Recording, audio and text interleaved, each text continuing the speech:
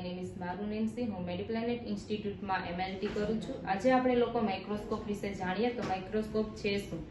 તો માઇક્રોસ્કોપ એ સૂક્ષ્મદર્શક યંત્ર છે. તેના દ્વારા આપણે લોકો નરી આંખે ન જોઈ શકતા હોય એનાથી આપણે માઇક્રોસ્કોપના ઉપયોગથી આપણે જોઈ શકીએ છીએ.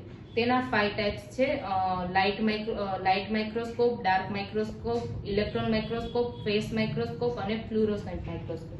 હવે આપણે એના પાર્ટ વિશે સમજીએ તો આ આઈપીસ છે, આ ઓબ્જેક્ટિવ લેન્સ છે, આ નોઝપીસ છે, આ ફાઇન્ડ એડજસ્ટમેન્ટ છે, આ લાઇટ સોર્સ છે અને આ કન્ડેન્સર છે.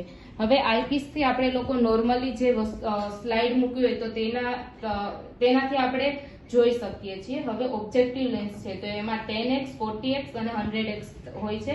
10x માં આપણે કોઈ બી વસ્તુને 10 ગણું જોઈ શકીએ છીએ, 14x માં 40 ગણું જોઈ શકીએ છીએ અને 100x તો એમાં આપણે ઓઇલ ઇમર્શન દ્વારા આપણે એની સ્લાઇડો જોઈ શકીએ છીએ. હવે છે ફાઇન એડજસ્ટમેન્ટ, તો તેનાથી આપણે સ્લાઇડને મૂવમેન્ટ કરાવી શકીએ છીએ. હવે લાઇટ સોર્સમાંથી આપણે લોકો સ્ટેજ પર